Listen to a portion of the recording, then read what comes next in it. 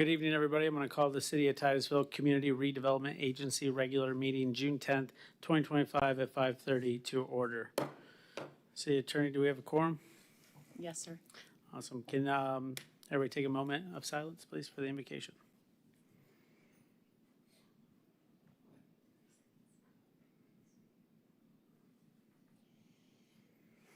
Thank you. Can you please stand for the pledge?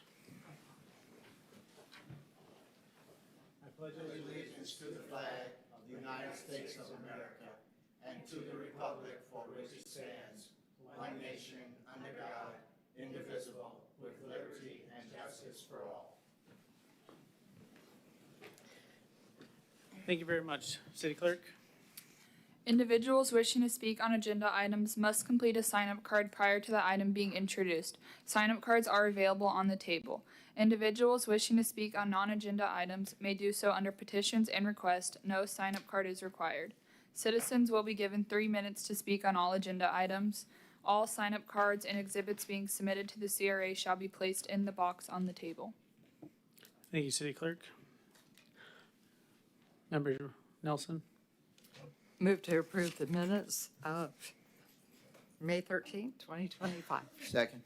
I have a motion and I have a second. Any further discussion? Seeing none, all those in favor say aye. Aye. Any opposed? Motion carries unanimously. Thank you very much. Executive Director? Yes, good evening, Mr. Chairman, Vice Chairman, and members of the board. We have a really light agenda this evening. We have one item under new business, and that is the CRA Capital Projects Broad Street project. And that is a project that staff is recommending we move forward with, the Broad Street Curbless Streetscape Capital Project, which originated back in 2022 as part of the approved community redevelopment plan, and also to provide us with some advisability on financing options. And we have our CRA planner here, she can explain the project in more detail. Good evening. In your packet, you see the CRA plan, which is the 2002 adopted plan.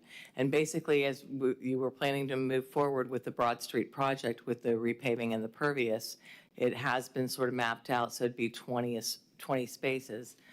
Looking at our plan, and we see that one of the highly recommended actions is the curbless streetscape for Broad Street, being one of those streetscapes that is proposed.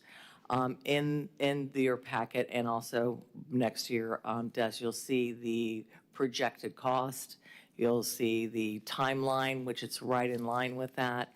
And there's a whole lot more to it than just the pervious payment and the parking. So the question here, it's an either or, if there's, of whether we go down the path of the parking spaces with the pervious, or if we look at the larger plan that was adopted in 2022. I do want you to draw some attention to, if you looked at the plan, the opportunity sites. There are 10 opportunity sites identified in the CRA plan. 7 of those opportunity sites, and actually I'd consider 8 because now there's Wells Fargo right there, are actually on Broad Street.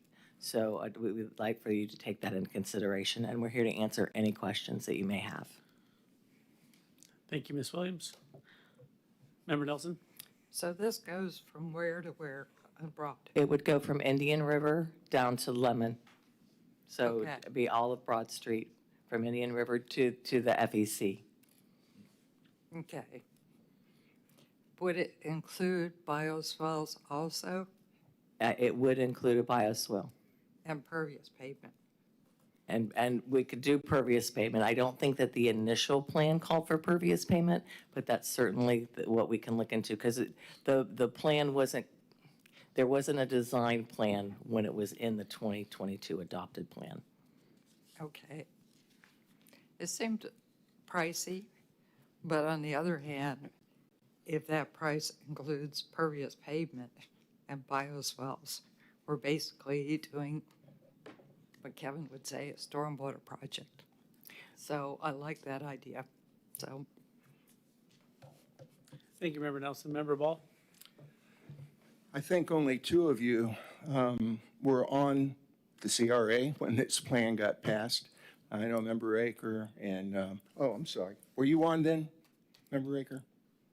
in 2000? I don't think so. I Okay. think that was I in my know Member Stokel exit time. and Joe Lynn were on. So at least three of us went through the process of listening to all the public input that was made on this plan, listened to staff's presentation, went over it a couple of times, and then we unanimously adopted it. One of the challenges with the plan is it's a long-term plan. There's changeover on this board, so that's okay. But I think that at the time, everybody was very enthusiastic about the plan. And I remember that what we said was, hey, let's keep it front and center. So as we come up with thoughts about, going forward with capital projects, we have all the projects that have been highlighted in the plan. And they were matched up with revenue projections on TIF, et cetera. So I guess I'm only going to say that I am highly favorable to this project going forward. And I'm also favorable to the notion of allowing staff to explore financing options other than pay-as-you-go. On any of these large projects, pay-as-you-go is really not a very practical approach. You try to do a phase, by the time you get to the later down the road phases, prices have really gone up, change over on the board. I mean, just a lot of reasons to go, when you're going to go do the project, to pull the trigger and do it. And I want to say, as far as the financing goes, I was on CRA when both the Commons project was approved. It was one of the first major projects in the CRA, and it was done with financing. And I was also on the CRA in 2011 when the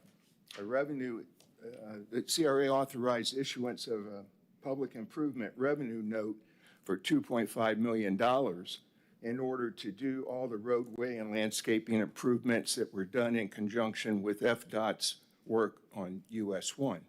None of that stuff on Washington Avenue that really ended up adding new infrastructure, landscaping, streetscaping, all of that would have been done under the FDOT approach, but because they were working the project, we were able to join in.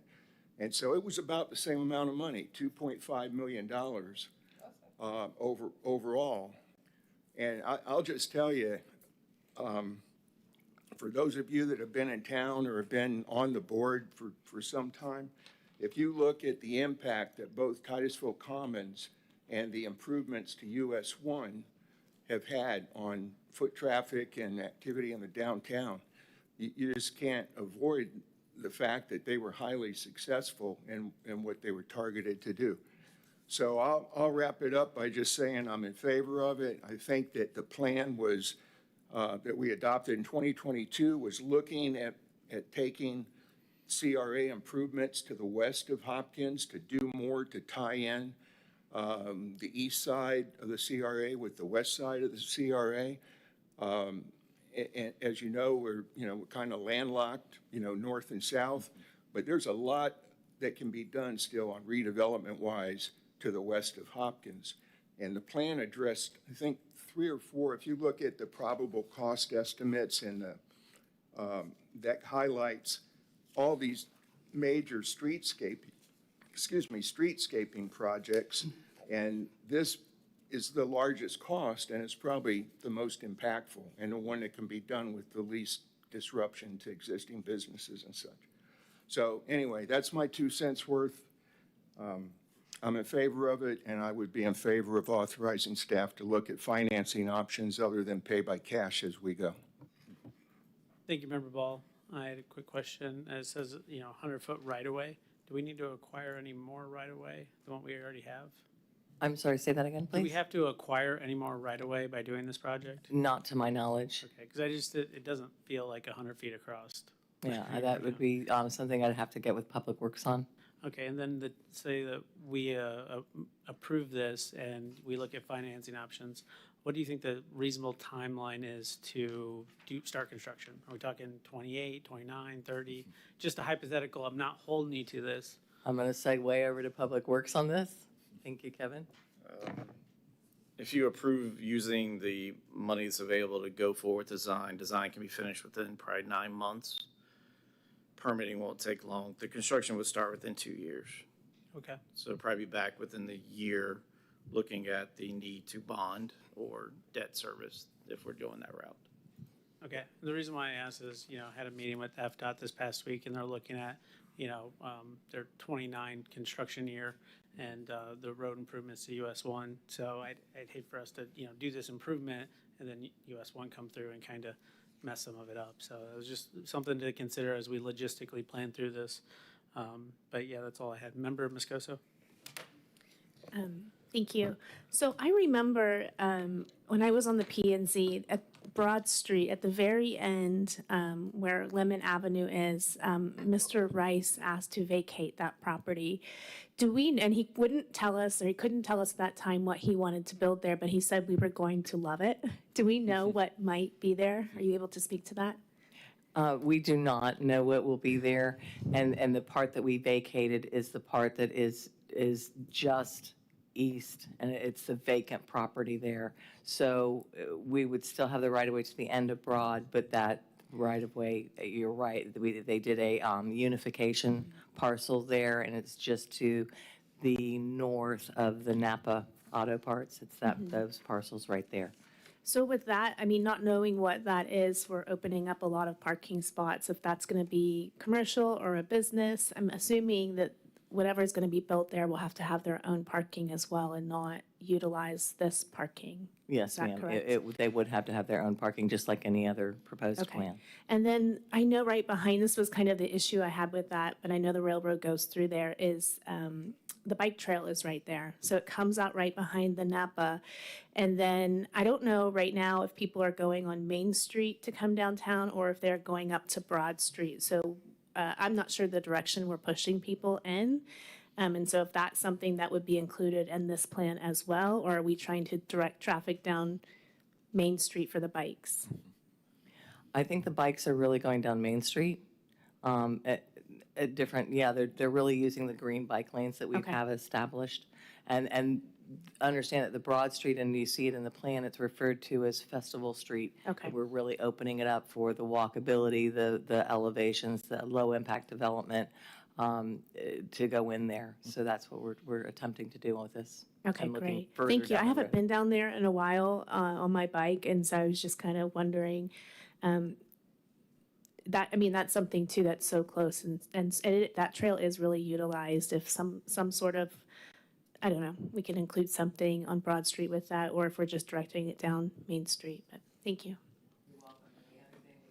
The other thing with the Broad Street is also that it's tying right into the Spaceview Park, which is where we just completed the observation deck, which was also in the 2022 approved plan. So little by little, we're working through the adopted approved plan. Thank you. Member Aker? Yeah, to be clear, you're talking, the whole project here is 2.3 million? It was proposed approximately at 2.5. And you're looking at including that Area 7? Yeah, it's circled as Area 7, 16 to 18 Main Street, 5 Broad Street. But it just shows the proximity to it. Okay, so this has more to do, just the street work. It has nothing to do with any site work? So we're not, other than street parking, we're not creating a larger parking lot or anything like that? Okay. Would this preclude our ability, say, if City Hall were to relocate, would it preclude our ability to build a parking structure? Because, I'm still going to harp back down to parking in downtown is problematic now. I know we say there's plenty of parking, but none of it's really near downtown. It's over on Broad Street or over in the, on the Palm Avenue, that kind of stuff. And then that's my only concern is committing to funds kind of outside the retail district right now, because there's just a little bit of retail on Broad Street when you start heading west, right? Correct. And to my knowledge, it would not preclude if that were the case. Okay, it's just, those are big numbers. I just They worry are. I just worry about the numbers. Those are some pretty big numbers. I think the Commons, our note there was like 450,000 in the day. And so this is, that's my correct. biggest concern, is it taking away our ability to do other projects. Thank you, Dr. Aker. Just something to consider is, we all know in the last legislative session, CRAs were under the gun. I believe it could come back around next year or the year after that. So we think we might need to do what we need to get done while we still have this tool available to us, is just to keep in the back of your minds. Member Nelson. So, that east end of Broad Street, I was like, at some point, that looks like it's totally done. I'm sorry. It looks like it's worked, so it will sort of go into that. Very much. If you frequent, and I know I frequent it a lot, and especially this week, because I was looking at it particularly from the point of this proposal, and the more that I go there, Yeah. the livelier it is there. So between the work that we've done, between connecting the trail and then the observation deck, there's a lot more positive activity use that's happening on Yeah. that east end. And that's the reason, when we looked at the plan, to us, for the reasons stated, this made the most sense of what to move forward with. And it's almost like that area could become a street party, like we used to have. You could block off those roads, they're all local roads, Correct. and do street parties down there. So for those of us who remember the street parties, they were fun. But that's away from the downtown district. That's away from the shops and stuff. So the street parties benefited the merchants downtown. So when you move it there, there's really not a lot of benefit to the merchants downtown, when you're moving so far north. And unless we get a retail district that comes there. I mean, at one point, there was plans of condos and downstairs retail right there on Broad Street, and that would be a different dynamic. And maybe if you build it, they come. I'm just wrapping my mind around that amount of money, because one end of Broad Street, like I said, it's done. So we're talking 2 blocks, 2.5 million. I don't know. 3 million. I don't know. That's a big nut. 4 blocks. Whew. Yeah, I sort of swallowed hard. But then I was like, you turn around and start at Steve Hauser Way. You block off Indian River Avenue. You block off Broad Street. You could do it. Could be fun. Thank you, Member Nelson. Thank you, Member Aker. Member Stokel. Yes, and I, with Member Akers, is very much about the parking in downtown. I think something that might be beneficial for this board, I don't know, especially the new people, and even myself, is I think that what would help us with approving projects when we get this is to be reminded of our overall vision for downtown. And what I mean by that is, if we are working toward a parking garage eventually, where would that be? And how can we strategically plant infrastructure and make sure that we're making it attractive to businesses? But if we're not going in the direction of a parking garage, and again, Member Aker brought this up, it's okay if these things are happening, further out, but there's no businesses or shops for them to stop as they're walking. They're just having to walk with nothing to do for that period of time. So if we don't go and we've had the study where we say we have plenty of parking, and maybe we do, but it's not attractive for somebody to go down and walk that far right now. So maybe seeing what that looks like with no parking garage, but if we can show what it would look like if there were businesses in the vacant areas, and so we can visually see and then start to make ourselves more attractive. And to the mayor's point, when CRAs are there's a lot of legislation being thrown out there right now, I think that it would be in our best interest to focus on the aspects of infrastructure and what we're doing more so than spending the money elsewhere. I think that would keep us in a safe, these are things that we're doing to better, the roads, any piping to help the water, anything like that. I think that we can make a good argument for that. If we start getting into what we see some other cities doing, I think that's that's the issue that we're facing. So for me personally, I think to visualize that and say, here's our option with a parking garage, what we could do, and if we can't afford a parking garage, this is what we can do to make the walking paths, if they have to walk that far, what that looks like. Thank you, Member Stokel. Member Ball? A couple of comments and one question for Public Works, but, I think the plan envisioned improvements to the entire downtown core, and not just what was existing already. And I've heard it said, I don't know if it's still in the plan, that, a parking garage may well be folded into the eventual design and construction for new City Hall, when eventually that has to happen.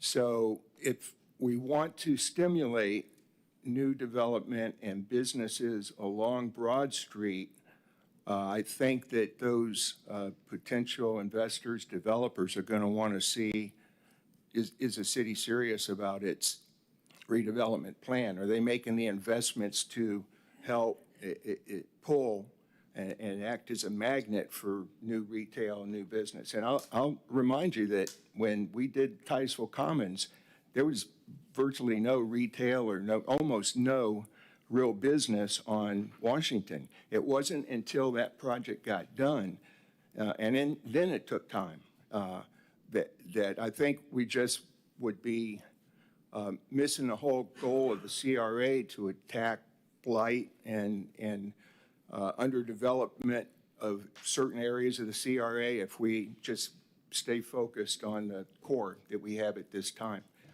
One question I would have for Public Works is just looking over the area, I noticed that there's a lot of old FPL poles along there. So I don't know if our folks that made that recommendation and price, if they even considered whether, putting those utilities east and west underground in conjunction with this project, which are clearly going to be going into that area or close to it, whether that could possibly be cost effective instead of the answer we always get about putting utilities underground is, oh no, that's cost prohibitive, because it's always looked at as a singular project. And so that, oh, let's do it as we develop. So, and that may be the answer here too, but I'd at least like to see it addressed. That's it. Thank you. Thank you, Member Ball. Member Moscoso? Sure, yeah, I was just doing the math. I know it's not just the parking, but it's like 75,000 per parking spot. I know that includes a lot of other things. And just looking at these lots, I see that there's one with a home on it, but the other ones are empty lots. Is that correct? That is correct. And so those could be, what is the zoning? Is it? That's downtown mixed use. Okay, so we could have a variety of things. We don't know what the owner might want to do with that.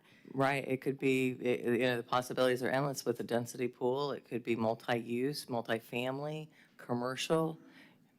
But it could also be something we might not want, like it could be, maybe people want smoke shops and car washes, not car wash. I don't think you can have a car wash downtown, but things like that. Since I wasn't on the CRA, I'm kind of interested in knowing more about the parking garage and learning about that before I would move forward with this, because it is so expensive. And it seems like we don't have those festivals and things right now. I know the idea is to get there, but I'd like to look at that before I made a decision on this. Thank you. Any further discussion? Seeing none. City Clerk? There's one card, Stan Johnston.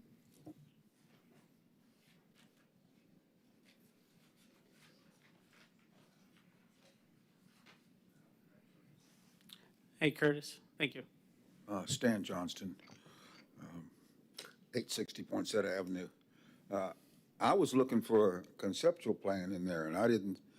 Maybe there is one. Is there a conceptual plan in there? It's not, is it? No, sir, when we spoke on the phone, we referenced what was in the packet. That's what I thought. Well, a conceptual plan, like, for example, I guess you bought some property over there east of US 1, and it's vacant now. Right now, there's nothing, I heard nothing there. You could just put grass parking there. Just like we do at the YMCA. I did the site plan for YMCA, grass parking. Went to a church for, I don't know, about 15 years, and all we did was grass parking. And then, Park Avenue Baptist Church has a big area for grass parking. I think you can minimize a lot of that. My concern is Kimberly Horn did a study on our parking, and right here, all along this street right here, City Hall. That's a big right-of-way, and you could put parking in there. Parking that's not parallel, but drive-in angle parking wasn't even shown. Wasn't even shown. I don't think Kimberly Horn has their heart here. As far as the $6 million parking garage, I don't think we should get it. Location and so forth like that. So I'm disappointed with all the money that's been spent. You don't have a conceptual plan. I can't imagine you going forward without a conceptual plan right now. You need to have something like that so that you can make decisions. For example, right now I'm saying this, for example, it's expensive to put in paid parking and then not have a use for it. Who's going to park there right now if you do it? Who's going to park there? Nobody. We don't have a parking problem right over there near the Methodist Church for commercial. We don't have it. And I'm disappointed that what we've done is we've taken a lot of parking away from what we used to have as Indian River festivals when we did this streetscaping along Indian River Avenue. I'm very much against that. Took away a lot of the parking. We had a number of events there, running events. I didn't win, and we had swimming events. So I don't think you're going to be spending your money wisely without looking at the conceptual plan. You should have one right now. Thank you. Thank you, Mr. Johnson. Seeing no other cards, City Council, I'll be willing to entertain a motion. Member Nelson? So what do you guys think about tabling it for 2 meetings to the end of July? And that way, everybody can talk to Sue and Brad, sort of get their thoughts together. So that would be my motion. All right, I have a motion on the table. Member Stokel? Yep, just want to confirm with staff is we're not on any time constraints regarding this, correct? No, but are you suggesting 2 meetings from now? Because your next Yes. CRA meeting's July 8th. Yes, we're saying in August, the first one August? in Okay. August. First one of August. So I have a motion. I would second that. All right, so I have a motion, I have a second. Member Ball? No, I'm just ready to vote. Oh, There's no discussion on a Well, motion to table. well, I mean, I still ask for discussion. Okay, thank you. You know, in case other people feel differently. All right, I'm gonna call the roll on this, just make sure I get them all done right. So, City Clerk? Member Aker? Yes. Member Moscoso? Yes. Member Nelson? Yes. Chairman Connors? Yes. Vice Chair Cole? Yes. Member Ball? Yes. Member Stokel? Yes. Motion carries unanimously. Thank you very much. Just based on the discussion, I didn't know which way that was going to go, and I didn't want to guess who voted for what. So thank you very much. Appreciate the staff for their time and what they've done on this project thus far. Executive Director? So next we have petitions and requests. I have petitions and requests. Mr. Johnson, would you like to?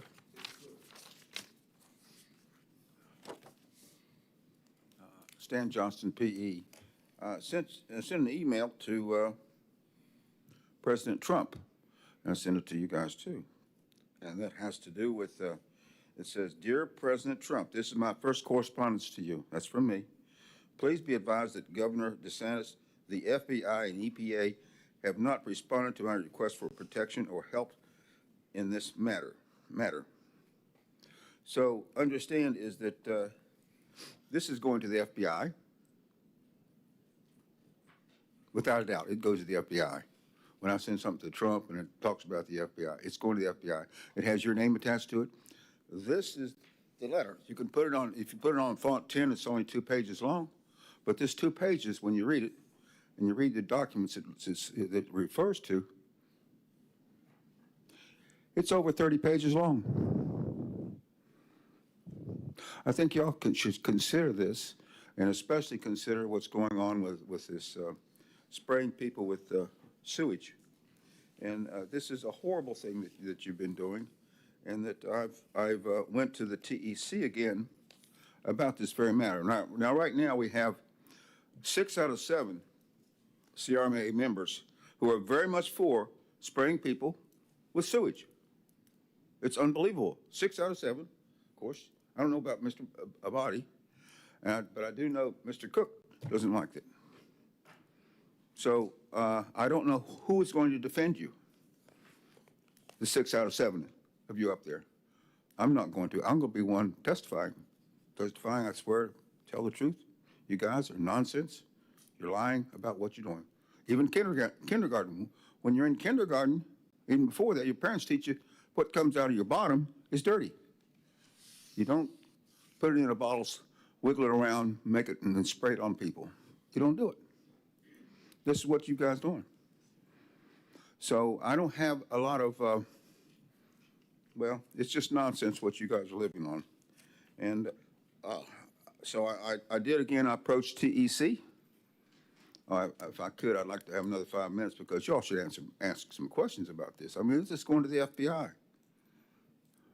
And if you really need to know more about it, I can give you a confirmation number from the FBI. You can check on it yourself. So I'm not pleased with that, and I'm not pleased with the dams. The dams.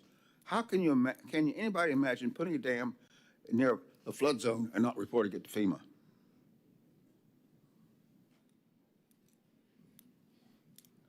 You're crazy.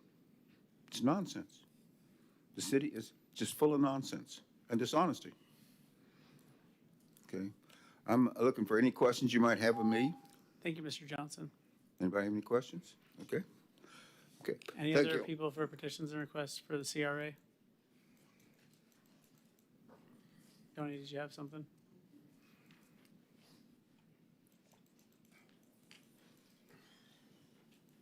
Hi, good evening, Tony Schifolo. I'm here to speak on another thing. Main Street, the Florida Main Street program. I know it's not on your agenda now, but it is on your minds, I hope. I've been speaking all over town. I think it's very exciting.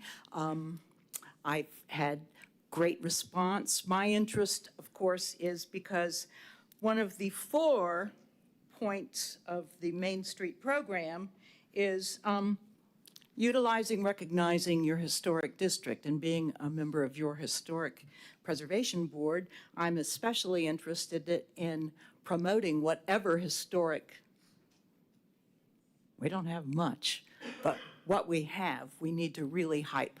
And I think it would be an answer to some of the problems about what to do along Broad Street, you know, in future development, because one of the 4 is 4 pillars of Main Street program is economic and financial tools to assist new and existing businesses and create a supportive environment for them. Another pillar is enhancing the physical and visual assets that set the commercial district apart. We have the 1 or 2 blocks. I could see spreading it out a little bit down Julia Street toward the theater and along Broad Street toward that empty area. And a 3rd pillar is promoting the downtown district as the center of the community and a hub of economic activities. And when I've mentioned the Main Street program to most people, the thing they focus on immediately is, I really miss those downtown street parties. Now, I realize that that wasn't a Main Street program. That was something done by the business district, by the business association. And COVID kind of put a stop to that, as well as differences in the businesses. A 4th pillar is cultivating partnerships, community involvement, and finding resources for the district. So I think that if we could pursue the Florida Main Street program, rejoining it, I know we have a history. I won't go there. I don't know the whole history. It would be interesting to find out, though. But looking to the future, the annual conference is coming up in Fernandino Beach next month, just right up the road. I suggest we have people from your advisory boards and your staff attend that conference and bring back new ideas. Thank you for letting me speak. Thank you. Anybody else for petitions or requests, non-agenda items for the CRA? Seeing none, Executive Director? Yes, sir, all the items on the Executive Director's report are informational, but I would like to point out 3 items. The first is, in addition to the project you just tabled, that meeting in August, we'll be bringing back a spend plan for Spaceview Park, that $100,000 that we have rolled over. So we're working with the county now to come up with a good spend plan. It won't be ready July 8th, but we'll have it ready in August. Also, we have a CRA community engagement meeting scheduled on June 16th at St. Gabriel's. We want to see a public, hopefully, turnout for that. And lastly, as you know, the Chamber of Commerce has moved into the Welcome Center, and they are all occupied now, and I think they're happy with their new office spaces. And engineering and admin are moving into the old Chamber building, so that was a win-win for us. And now, hopefully, it'll bring more traffic down into the Welcome Center. So we're excited about that. That's it, sir. Thank you, Executive Director. Any questions for him? Seeing none, can I have a motion to adjourn? Move to adjourn? We're adjourned. Thank you very much.